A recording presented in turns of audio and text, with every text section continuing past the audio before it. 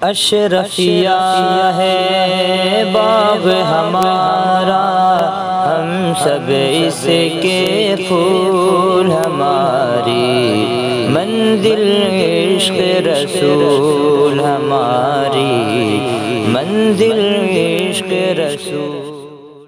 السلام علیکم ورحمۃ اللہ وبرکاتہ۔ بسم اللہ الرحمن الرحیم۔ وعن ابی ہریرہ قال قال رسول اللہ صلی اللہ علیہ وسلم ما من مولود الا یولد علی الفطرہ۔ حضرت ابو ہریرہ رضی اللہ تعالی عنہ سے روایت ہے، انہوں نے فرمایا کہ اللہ کے رسول صلی اللہ علیہ وسلم نے ارشاد فرمایا، جو بچہ بھی پیدا ہوتا ہے وہ فطرت پر پیدا ہوتا ہے۔ نفی کے بعد اصلاح کے ذریعہ استثناء تو یہ مثبت ہو گیا۔ ما من مولود الا یولد علی الفطرہ، کوئی بچہ نہیں ہے مگر یہ کہ وہ فطرت پر پیدا ہوتا ہے۔ مختصر میں یہ کہہ سکتے ہیں کہ ہر بچہ فطرت پر پیدا ہوتا ہے۔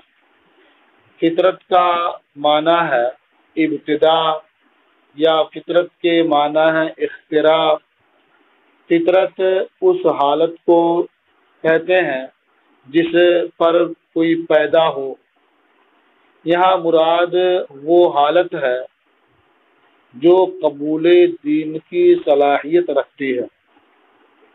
اب مانا ہوا کہ ہر بچہ فطرت پر پیدا ہوتا ہے، یعنی ایسی حالت پر پیدا ہوتا ہے جو دین کے قبول کرنے کے لیے مستعد ہوتی ہے، اور جو حالت قبول دین کی صلاحیت اور قابلیت رکھتی ہے۔ اب باقی اس کا یہودی یا نصرانی یا مجوسی ہونا یہ اسے عارض ہوتا ہے بعد میں۔ بعض نے صاف صاف یہ کہا کہ ہر بچہ فطرت اسلام پر پیدا ہوتا ہے، اس لیے یہ اس کی تعین ہو جاتی ہے کہ بعض روایتوں میں اس کا ذکر ہے کہ یولد علی الملت، کہ ملت پر وہ پیدا ہوتا ہے، یعنی ملت اسلام پر پیدا ہوتا ہے، تو اس سے اس بات کی تائید ہوتی ہے کہ یہاں فطرت سے مراد فطرت اسلام ہے۔ اب یہ کہہ سکتے ہیں کہ اللہ کے رسول صلی اللہ علیہ وسلم نے ارشاد فرمایا کہ ہر بچہ فطرت اسلام پر پیدا ہوتا ہے، یعنی پیدا ہونے کے اعتبار سے اس کے اندر اسلام قبول کرنے کی صلاحیت ہوتی ہے اور وہ اس کے لیے مستعد ہوتا ہے۔ اگر اسے کوئی چیز عارض نہ ہو تو وہ بڑا ہو کر کے مسلمان ہی ہوگا۔ فَأَبَوَاهُ يُهَوِّدَانِهِ أَوْ يُنَصِّرَانِهِ أَوْ يُمَجِّسَانِهِ، تو اس کے ماں باپ اسے یہودی بناتے ہیں یا نصرانی بناتے ہیں یا مجوسی بناتے ہیں۔ بیٹا یعنی کوئی بچہ اپنے ماں باپ کو جس مذہب پر عمل پیرا دیکھتا ہے تو بچہ وہی مذہب اختیار کر لیتا ہے۔ تو اس طرح سے اپنے عمل کے ذریعہ اور تفہیم اور تعلیم کے ذریعہ وہ بچے کو یہودی بناتے ہیں، اور اسی طرح سے اسے نصرانی یا مجوسی بناتے ہیں، یعنی اس مذہب کی وہ تعلیم دلاتے ہیں، اور اپنے عمل سے بھی انہیں اس کا عادی بناتے ہیں، اس کی تربیت دیتے ہیں۔ اب اس کے بعد نبی کریم صلی اللہ تعالی علیہ وسلم نے ایک محسوس مثال پیش فرمائی۔ فرماتے ہیں کما تنتج البہیمۃ بہیمۃ جمعاء هل تحسون فیہا من جدعاء، جس طرح سے چوپایا بچہ جنتا ہے، اس کے سارے اعضاء صحیح سالم ہوتے ہیں۔ جمعہ کا معنی ہوتا ہے کہ جس کے جسم کا کوئی حصہ ختم نہ ہوا ہو، کم نہ ہوا ہو۔ تو اسے جمع کہنے کی وجہ بھی ہوتی یہی ہے کہ اس کے سارے اجزاء صحیح اور سالم جمع ہوتے ہیں، ہر عضو اس کا محفوظ ہوتا ہے، عیب سے سالم ہوتا ہے۔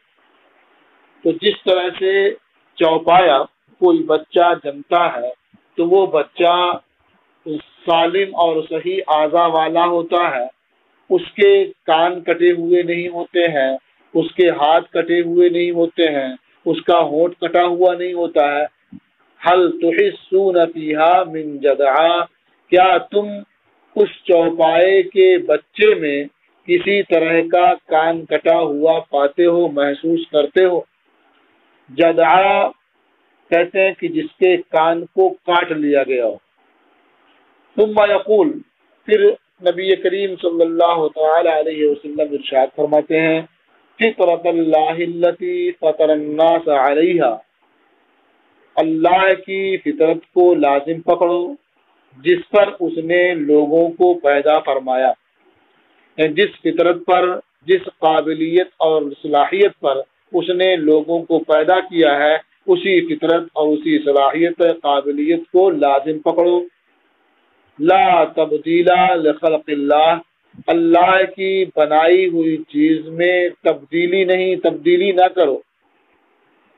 یعنی اللہ تعالیٰ نے تمہارے اندر قبول اسلام کی صلاحیت رکھی ہے تو تم اس میں تبدیلی نہ کرو، اسے چھوڑ کر کے کسی اور طرف نہ جاؤ۔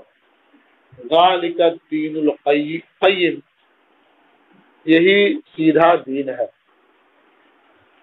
تو اس میں نبی کریم صلی اللہ تعالی علیہ وسلم نے ایک معنوی چیز کی ایک محسوس چیز سے مثال پیش فرمائی۔ بچہ پیدا ہوتا ہے تو فطرت اسلام پر ہوتا ہے، اسے قبول کرنے کی صلاحیت ہوتی ہے۔ اب اس کے ماں باپ بعد میں جو چاہتے ہیں بناتے ہیں۔ اب یہ کس فطرت پر ہے اور ماں باپ کیسے بناتے ہیں یہ چیز نظر نہیں آتی ہے، دکھائی نہیں دیتی ہے، تو اس کی ایک محسوس مثال پیش فرمائی کہ جیسے چوپائے کا بچہ پیدا ہوتا ہے تو اس کے سارے اعضاء صحیح سالم ہوتے ہیں، اگر اسے اسی حال پر چھوڑ دیا جائے تو بڑا ہوگا، جوان ہوگا اس حال میں کہ اس کے سارے اعضاء صحیح سالم ہیں۔ اب اس کا جو مالک ہوتا ہے تو وہ چاہے اس کا کان کاٹے یا اس کی ناک کاٹے یا اس کے ہونٹ کاٹے، اس کی دم کاٹے، جو چاہے کرے، تو اس کا یہ عمل اسے عارض ہوتا ہے۔ ایسے ہی ماں باپ کا یہودی بنانا یا نصرانی بنانا یا مجوسی بنانا یہ اسے عارض ہوتا ہے۔ پھر قرآن کریم کی اس آیت کی تلاوت فرمائی اور اس بات کو واضح کر دیا کہ آدمی کو، انسان کو اسی فطرت کو اختیار کرنا چاہیے جس پر اللہ تعالیٰ نے اسے پیدا فرمایا ہے۔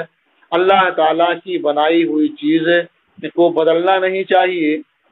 جو اللہ تعالیٰ نے قبول اسلام کی صلاحیت اور لیاقت رکھی ہے اس میں تبدیلی نہیں کرنی چاہیے، کیونکہ یہی سیدھا دین ہے۔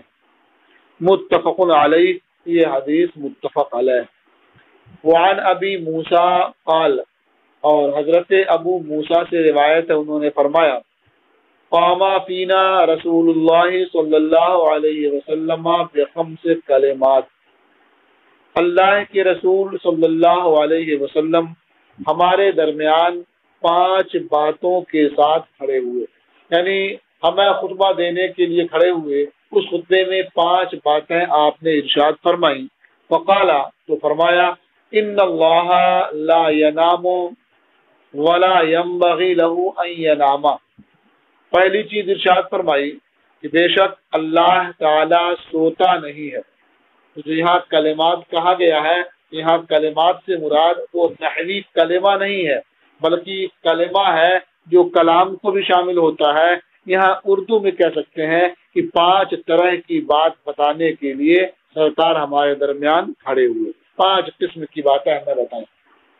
تو ایک بات یہ بتائی کہ بے شک اللہ تعالیٰ سوتا نہیں ہے، یعنی ہمیشہ اپنے بندوں پر نظر رکھتا ہے، ان کے احوال سے باخبر ہوتا ہے، وہ جو کرتے ہیں، جو سوچتے ہیں، ان سب کو وہ اچھی طرح سے جانتا ہے۔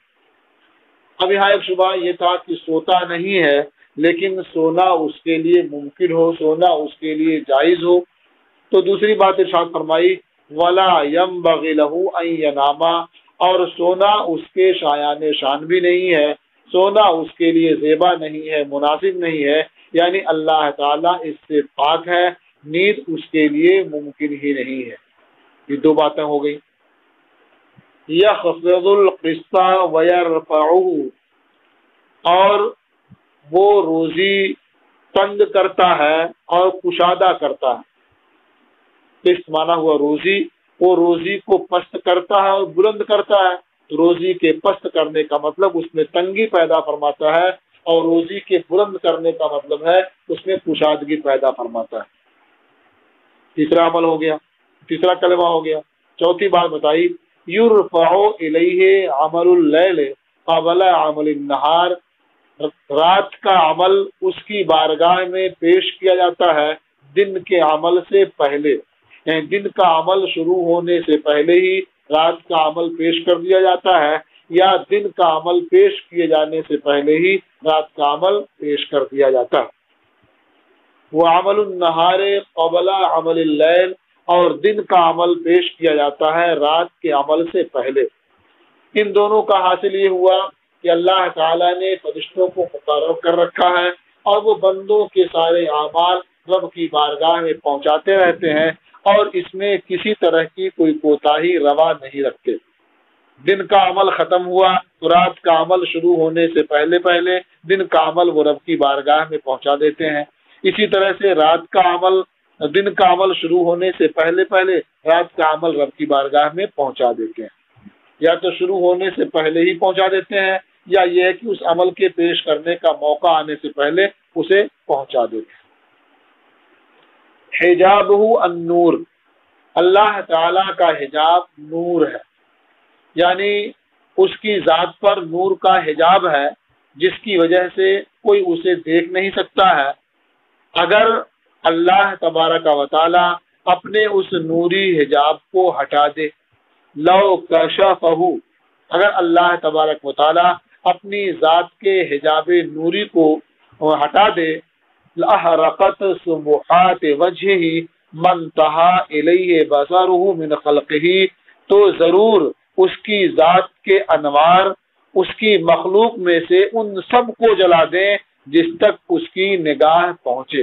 تو ظاہر ہے اللہ تبارک و تعالیٰ کی نظر اس کی تمام مخلوقات پر ہے، تو اگر وہ اپنا حجاب نوری ہٹا دے تو جہاں تک اس کی نظر پہنچے گی سب کو جلا دیں گے اس کے انوار، تو ہر ذرہ تک اس کی نظر پہنچتی ہے، اسے دیکھتا ہے اور جانتا ہے، تو معلوم ہوا کہ ساری دنیا تباہ و برباد ہو جائے گی۔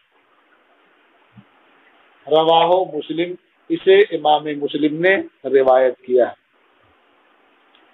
وعن ابی ہریرہ قال، اور حضرت ابو ہریرہ سے روایت ہے، فرمایا کہ اللہ کے رسول صلی اللہ علیہ وسلم نے ارشاد فرمایا ید اللہ ملآ، یہ ملآ فعلا کے وزن پر ہے، ید اللہ ملآ لا تغیضها نفقۃ صحاء اللیل والنہار، اللہ کا دست قدرت بھرا ہوا ہے،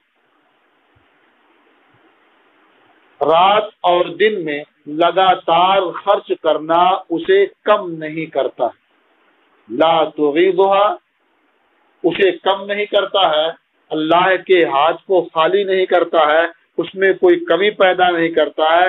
کیا؟ نفقۃ صحاء، وہ خرچ کرنا، صحاء جو جاری رہتا ہے، چلتا رہتا ہے، اللیل والنہار، رات اور دن، دن رات اللہ تبارک و تعالی پیہم اپنے بندوں پر خرچ فرماتا رہتا ہے، اور یہ خرچ کرنا اس کے بھرے ہوئے دست قدرت میں کچھ بھی کمی نہیں کرتا ہے، اس سے کوئی نقص وہاں پیدا نہیں ہوتا۔ ارأیتم ما انفق مذ خلق السماء والارض، بھلا بتاؤ اللہ نے کتنا خرچ فرمایا جب سے آسمان اور زمین کو پیدا فرمایا۔ تو ارائیتا کا معنی آپ سن چکے ہیں کہ اہل عرب اخبرنی کے معنی میں اس کا استعمال کرتے ہیں، تو ارائیتم کا معنی کیا ہے کہ تم مجھے بتاؤ کہ اللہ تعالیٰ نے جب سے آسمان اور زمین کو پیدا فرمایا ہے کتنا خرچ کیا ہے. ظاہر ہے اسے کوئی بندہ کیا بتا سکتا ہے جب وہ جانتا ہی نہیں. تو لیکن اتنی بات تو ظاہر ہے کہ اللہ تعالیٰ نے بے شمار خرچ فرمایا اپنی مخلوق پر. تو کہتے ہیں جب یہ بے شمار خرچ فرمایا اس وقت سے لے کر کے اب تک ہے فَإِنَّهُ لَمْ يُغِضْ مَا فِي يَدِهِ، تو اس خرچ نے اس کے ہاتھ میں جو ہے اس میں کچھ کمی نہیں کیا. وَكَانَ عَرْشُهُ عَلَى الْمَاءِ، اور اس کا عرش پانی پر تھا. یعنی جب اس کا عرش پانی پر تھا، یعنی پانی اور عرش الہی کے درمیان کوئی چیز فاصل نہیں تھی. جب سے اللہ تبارک و تعالی خرچ کر رہا ہے اور اس وقت سے لے خرچ کرنے نے اب تک کچھ کمی نہیں کی اس کے ہاتھ. وَبِيَدِهِ الْمِيزَانُ، اور اس کے دست قدرت میں میزان ہے، ترازو ہے. يَخْفِضُ وَيَرْفَعُ، وہ پست کرتا ہے اور بلند کرتا ہے. تو يَخْفِضُ وَيَرْفَعُ کا معنی آپ پہلے سن چکے ہیں کہ وہ پست کرتا ہے بلند کرتا ہے. یعنی اس کے ہاتھ میں رزق کا ترازو ہے، وہ مقدار سے اپنے بندوں کو عطا فرماتا ہے. کسی کو زیادہ دیتا ہے، کسی کو کم دیتا ہے، کسی کو پست کرتا ہے، کسی کو بلند کرتا ہے. اور اس کے اعمال کے لیے بھی کسی طرح سے ترازو اس کے دست قدرت میں ہے. متفق علیہ. وفی روایت لمسلم، اور امام مسلم کی روایت میں ہے یمین اللہ ملآ، اللہ کا داہنا دست قدرت بھرا ہوا ہے. تو اللہ تعالیٰ کے لیے تو سب، اللہ تعالیٰ تو اصالتاً یہ ہاتھ سے پاک ہے، جسم و جسمانیات سے پاک ہے. لیکن اگر تفہیم کے لیے اس کے لیے دست ثابت کیا جائے تو وہ دست دونوں جو ہے وہ داہنا ہی ہوگا، بایاں کوئی نہیں ہے. اس لیے کہ دائیں کو بائیں پر فضیلت حاصل ہوتی ہے، تو اس کے لیے ایسا نہیں ہے کہ ایک کو دوسرے پر فضیلت حاصل ہو.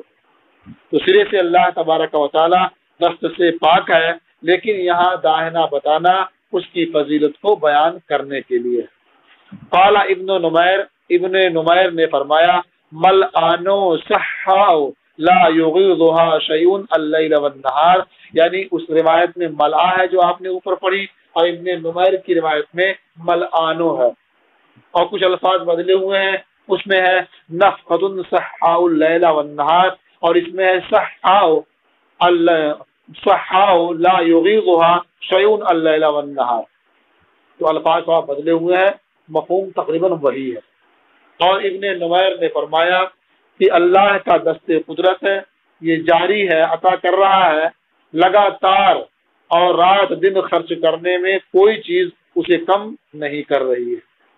وہ عنہ، اور انہی سے روایت ہے، یعنی حضرت ابو ہریرہ سے روایت ہے، انہوں نے فرمایا سئل رسول اللہ صلی اللہ علیہ وسلم عن ذراری المشرکین، اللہ کے رسول صلی اللہ علیہ وسلم سے مشرکین کی اولاد کے بارے میں دریافت کیا گیا.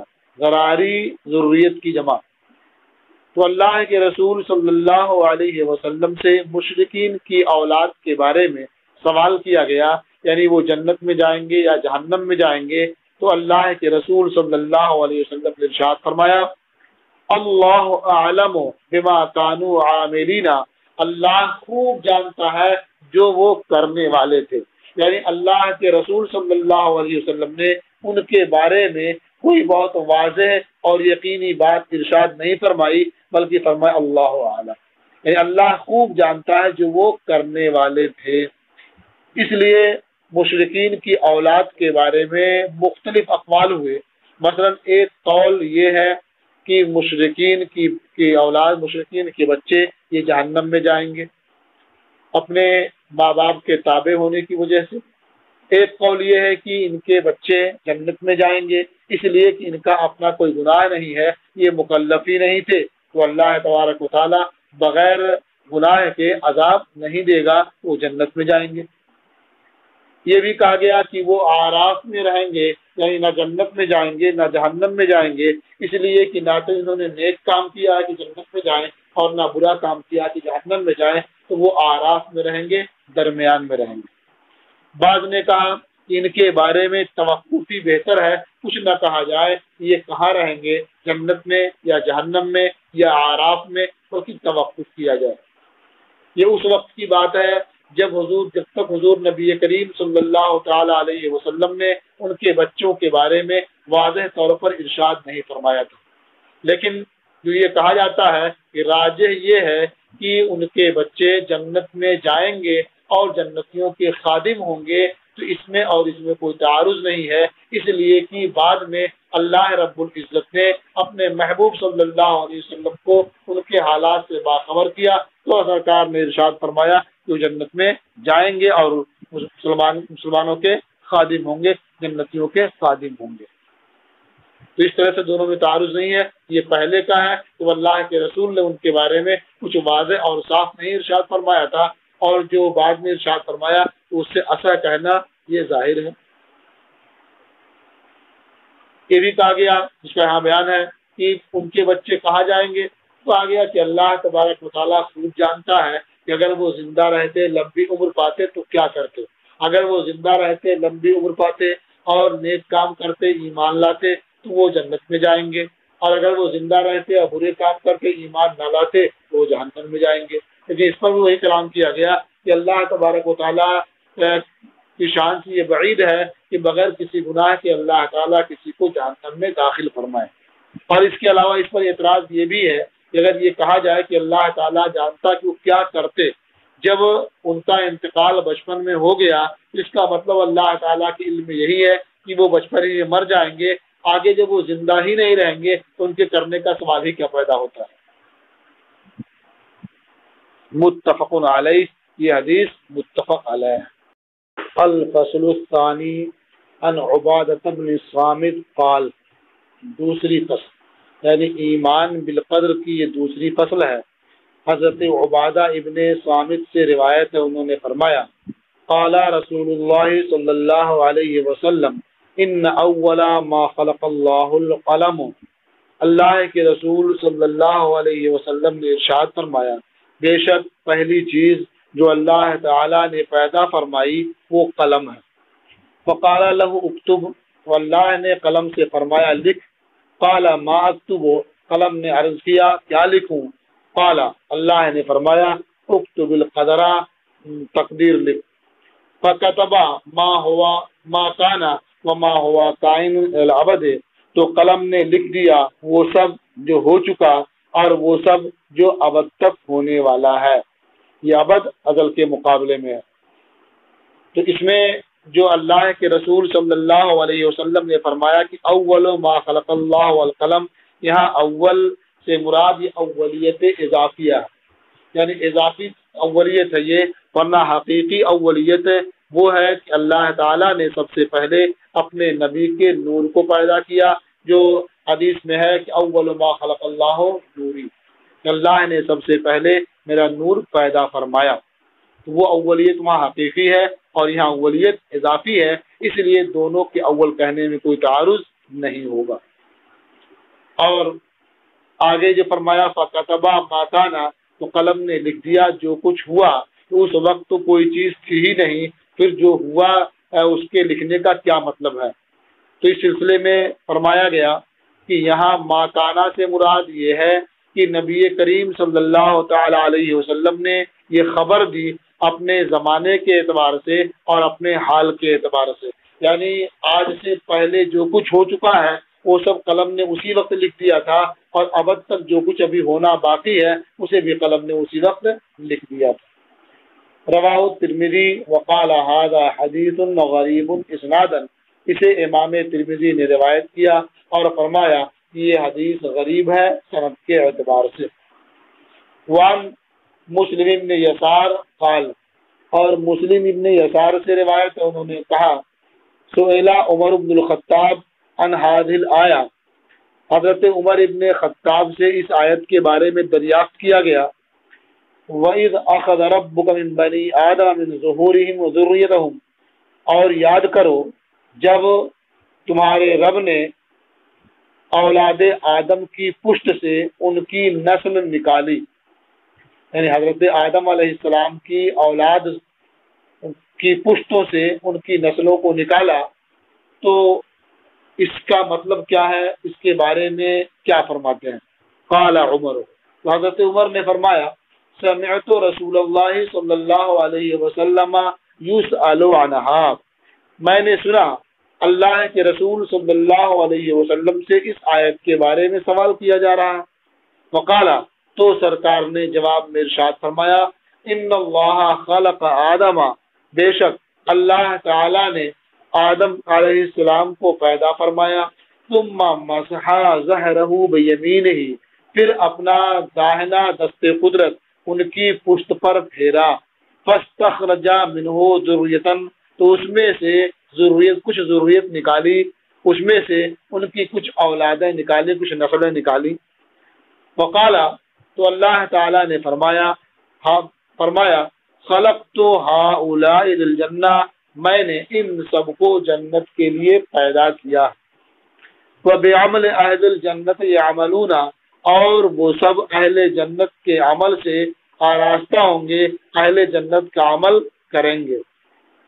ثم مسح ظہرہ فاستخرج منہ ذریۃ، پھر اللہ تعالی نے ان کی پشت پر ہاتھ پھیرا تو پشت سے ایک ضروریت نکالی۔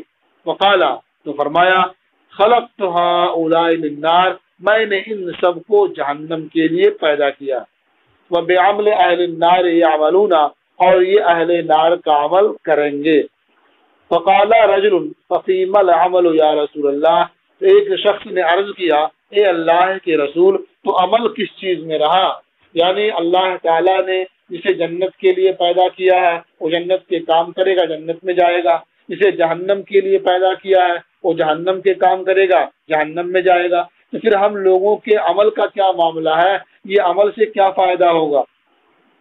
تو ایک شخص نے عرض کیا ففیم العمل یا رسول اللہ، یا رسول اللہ، تو عمل کس درجے میں ہے؟ فقال رسول اللہ صلی اللہ علیہ وسلم، تو اللہ کے رسول صلی اللہ علیہ وسلم نے ارشاد فرمایا، ان اللہ اذا خلق العبد للجنہ، بے شک اللہ جب بندے کو جنت کے لیے پیدا فرماتا ہے، استعملہ بعمل اہل الجنہ، تو اسے اہل جنت کے عمل میں لگا دیتا ہے۔ یعنی جسے اللہ تبارک و تعالی اہل جنت کے عمل کی توفیق عطا فرماتا ہے، جسے نیک کام میں لگا دیتا ہے، تو اس سے ظاہر یہ ہوتا ہے کہ اللہ تعالیٰ اسے جنت میں داخل فرمائے گا اور اسے جنت کے لیے پیدا فرمایا۔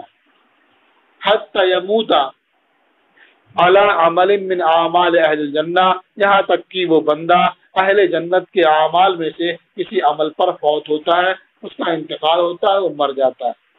فَيُدْخِلُهُ بِهِ الْجَنَّةِ، اللہ تبارک و تعالیٰ اس کی وجہ سے جنت میں اسے داخل فرمائے گا۔ وَإِذَا خَلَقَ الْعَبْدَ لِلنَّارِ، اور جب اللہ تعالیٰ بندے کو جہنم کے لیے پیدا فرماتا ہے، استعملہ بعمل اہل النار، تو اسے اہل نار کے عمل میں لگا دیتا ہے۔ حتی یموت علی عمل من اعمال اہل النار، یہاں تک کہ وہ بندہ اہل نار کے اعمال میں سے کسی عمل پر مر جاتا ہے۔ فَيُدْخِلُهُ بِهِ النَّارَ، تو اس کی وجہ سے اللہ تعالیٰ اسے جہنم میں داخل فرمائے گا۔ اسے امام مالک نے روایت کیا اور امام ترمذی اور امام ابو داؤد نے روایت کیا۔ تو اس سے معلوم ہوا کہ آدمی کو غافل نہیں ہونا چاہیے، اپنے طور پر نیک عمل کی کوشش کرنا چاہیے۔ اب کوشش کرنے کے بعد بھی اگر اس میں کامیاب ہو گیا، کر لیا، یہ سمجھے کہ اللہ تعالیٰ نے ہمیں توفیق دی ہے اور ہمیں اسی کے لیے پیدا فرمایا ہے، اور اس کے بعد بھی اگر نہیں ہو سکا، وہ نعمت حاصل نہیں ہوئی، وہ کام نہیں کر سکا، اسے سمجھ لینا چاہیے کہ اللہ تعالیٰ نے میری تقدیر میں اسے نہیں رکھا۔ اسی لیے کہا علی المرء ان یسعى لما فیہ نفعہ، آدمی کے ذمہ لازم ہے کہ وہ ایسے امر کی کوشش کرے جس میں اس کا نفع ہے، اور اگر تقدیر اس کی مخالفت کرے اور وہ امر اسے حاصل نہ ہو، چیز حاصل نہ ہو، تو وہ معذور ہے، اس کے لیے عذر ہے۔ وعن عبداللہ ابن عمرو قال، اور حضرت عبداللہ ابن عمرو سے روایت ہے، انہوں نے فرمایا خرج رسول اللہ صلی اللہ علیہ وسلم وفی یدیہ کتابان، اللہ کے رسول صلی اللہ علیہ وسلم باہر تشریف لائے اور آپ کے دونوں ہاتھ میں دو کتابیں تھیں۔ ظاہر یہ ہے کہ آپ کے داہنے ہاتھ میں ایک کتاب تھی اور آپ کے بائیں ہاتھ میں ایک کتاب تھی۔ آپ کے دونوں ہاتھوں میں دو کتابیں تھیں۔ فقال اتدرونا ما ہادان الکتابان، تو حضور نے صحابہ سے ارشاد فرمایا کیا تم جانتے ہو یہ دونوں کتابیں کیسی ہیں؟ کیا تمہیں ان دونوں کتابوں کی حقیقت معلوم ہے؟ اب یہ کہ ما ہادان الکتابان میں وہ کتابیں نظر آ رہی تھی یا تو تمثیل کے طور پر ہادانے کہا گیا قرب کو بتانے کے لیے، تو ایک قول یہ ہے کہ وہ کتابیں نظر آ رہی تھی۔ صحابہ حضور نبی کریم صلی اللہ تعالی علیہ وسلم کے ہاتھ میں وہ کتابیں دیکھ رہے تھے اور اسی کی طرف اشارہ کرتے ہوئے سرکار نے فرمایا کیا تم ان دونوں کتابوں کی حقیقت جانتے ہو؟ کیا تم ان دونوں کتابوں کے بارے میں کچھ معلومات رکھتے ہو؟ اور یہ بھی کہا گیا کہ یہاں دونوں کتابیں نظر نہیں آ رہی تھی، اللہ کے رسول صلی اللہ علیہ وسلم نے اشارہ کیا اور ساتھ ہی بیان فرمایا تک گویا وہ کتابیں معنوی طور پر آپ کے ہاتھوں میں تھی، محسوس طور پر آپ کے ہاتھ میں نہیں تھی۔ لیکن جو پہلا معنی ہے وہ زیادہ ظاہر ہے، اس میں کسی تعویل کی کوئی ضرورت بھی نہیں ہے، اور یہ اللہ تعالیٰ کی قدرت سے اور نبی کریم صلی اللہ تعالیٰ علیہ وسلم کے اختیار سے کچھ مستباد نہیں ہے کہ ایسی بڑی کتاب آپ کے ہاتھ میں موجود رہے۔ قلنا لا یا رسول اللہ، ہم نے عرض کیا نہیں اے اللہ کے رسول، ہمیں پتہ نہیں ہے ان دونوں کتابوں کی حقیقت کیا ہے یا ان دونوں کتابوں میں کیا ہے، الا ان تخبرنا، مگر یہ کہ آپ ہمیں بتائیں تو ہمیں معلوم ہو جائے گا ان کی حقیقت کیا ہے اور اس میں کیا ہے۔ فقال للذی فی یدہ الیمنی، تو اللہ کے رسول صلی اللہ علیہ وسلم نے اس کتاب کے تعلق سے فرمایا جو آپ کے داہنے ہاتھ میں تھی، فرمایا ھذا کتاب من رب العالمین، یہ رب العالمین کی جانب سے کتاب ہے یا یہ رب العالمین کی کتاب ہے۔ فیہ اسماء اہل الجنہ و اسماء آبائہم و قبائلہم، اس کتاب میں اہل جنت کے اسماء ہیں اور ان کے آبا اور ان کے قبائل کے اسماء ہیں، ان کے نام ہیں۔ ثم اجمل علی آخرہ، پھر ان کے آخر میں ٹوٹل کر دیا گیا ہے، اجمال کر دیا گیا ہے، ایک تفصیل سے ہر ایک کا نام، اس کے باپ کا نام، قبیلے کا نام لکھا ہوا ہے اور نیچے ٹوٹل کر دیا گیا ہے یہ کل کتنے ہوئے۔ فلا یزاد فیہم ولا ینقص منہ ابدا، تو کبھی نہ اس میں کسی کا اضافہ ہوگا اور نہ اس میں سے کسی کو کم کیا جائے گا، یعنی اس میں جتنے لوگوں کے نام لکھے ہوئے ہیں جنت خیر جنت میں سے، وہ سب کے سب جنت میں جائیں گے، اس میں سے کوئی کم نہیں ہوگا اور اس میں کوئی زیادہ بھی نہیں ہوگا۔ ثم قال للذی فی شمالہ، پھر نبی کریم صلی اللہ تعالی علیہ وسلم نے فرمایا اس کتاب کے بارے میں جو آپ کے بائیں ہاتھ میں تھی، ھذا کتاب من رب العالمین، یہ رب العالمین کی کتاب ہے۔ فیہ اسماء اہل النار و اسماء قبائلہم، اس کتاب میں اہل نار کے اسماء اور ان کے آبا اور ان کے قبائل کے اسماء ہیں۔ ثم اجمل علی آخرہم، پھر ان سب کے آخر میں ٹوٹل کر دیا گیا ہے۔ فلا یزاد فیہم، تو نہ اس میں کسی کا اضافہ ہوگا، ولا ینقص منہم، اور نہ اس میں سے کسی کو کم کیا جائے گا، ابدا کبھی۔ وہ جتنے اس میں لکھ دیے گئے ہیں وہ سب کے سب کسی میں رہیں گے اور جہنم میں ہی جائیں گے۔ وقال اصحابہ ففیم العمل یا رسول اللہ، تو حضور کے اصحاب نے عرض کیا یا رسول اللہ تو عمل کس کام میں رہا، عمل کس درجے میں رہا؟ ان کانا امر قد فرغ منہ، اگر یہ ایسا معاملہ ہے جس سے فراغت ہو چکی ہے، جو کام کیا جا چکا ہے، تو اب عمل کس درجے میں رہا، اس کا فائدہ کیا ہے؟ فقال سددوا وقاربوا، تو اللہ کے رسول صلی اللہ علیہ وسلم نے ارشاد فرمایا کہ اپنے اعمال درست کرو، سددوا ای جعلوا اعمالکم مستقیما علی طریق الحق، یعنی تم اپنے اعمال کو حق کے طریقے پر درست رکھو، وقاربوا، اور اللہ کا قرب اختیار کرو، یا مانا وقارب الاعمال، یعنی اگر اعمال کو بالکل درست نہیں کر سکتے تو درستی کے قریب قریب ہی رہو، یعنی پوری کوشش کرو کہ تمہارے یہ اعمال درست ہوں، صحیح ہوں۔ فَإِنَّ صَاحِبَ الْجَنَّةِ يُخْتَمُ لَهُ بِعَمَلِ أَهْلِ الْجَنَّةِ، کیونکہ صاحب جنت کے لیے اہل جنت کے عمل کے ساتھ خاتمہ ہوگا۔ وَإِنْ عَمِلَ أَيَّ عَمَلٍ، اگرچہ وہ زندگی بھر کوئی عمل کرے، زندگی بھر وہ کیسا بھی عمل کرتا رہے، لیکن جب اس کا خاتمہ ہوگا تو اہل جنت کے عمل کے ساتھ خاتمہ ہوگا۔ وَإِنَّ صَاحِبَ النَّارِ، اور صاحب نار، یختم لہ بعمل اہل النار، تو اس کا خاتمہ ہوگا اہل نار کے عمل کے ساتھ۔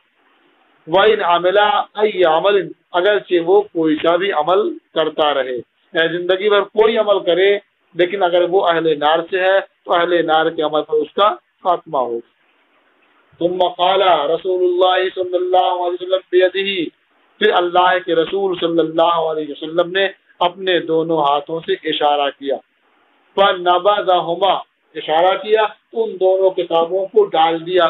یہاں کتابوں کے ڈال دینے سے مراد انہیں پھینک دینا نہیں ہے جس میں کتابوں کی اہانت ہو، بلکہ انہیں فضا میں ڈال دینا ہے، یعنی عالم غیب کی طرف کیا اسے پہنچا دینا ہے۔ ثم قال، پھر فرمایا، فرغ ربکم من العباد، تمہارا پروردگار بندوں کے مسئلے سے فارغ ہے۔ فریق فی الجنہ و فریق فی السعیر، ایک جماعت جنت میں ہے اور ایک جماعت جہنم میں ہے، یعنی ایک جماعت جنت میں جانے والی ہے اور ایک جماعت جہنم میں جانے والی ہے۔ رواہ الترمذی، اسے امام ترمذی نے روایت کیا ہے۔ اس سے معلوم ہوا کہ تقدیر کا مسئلہ بہت اہم ہے، بندے کو جہاں تک ہو سکے نیک اعمال کی کوشش کرنا چاہیے، رب کا قرب تلاش کرنا چاہیے۔ اب اگر اس کے مطابق ہو گیا اچھی بات ہے، اور اگر نہیں ہوا تو گویا بندہ معذور ہے۔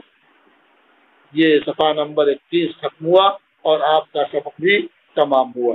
السلام علیکم ورحمۃ اللہ تعالی وبرکاتہ۔ اشرفیہ ہے باغ ہمارا، ہم سب اس کے پھول، ہماری منزل عشق رسول، ہماری منزل عشق رسول۔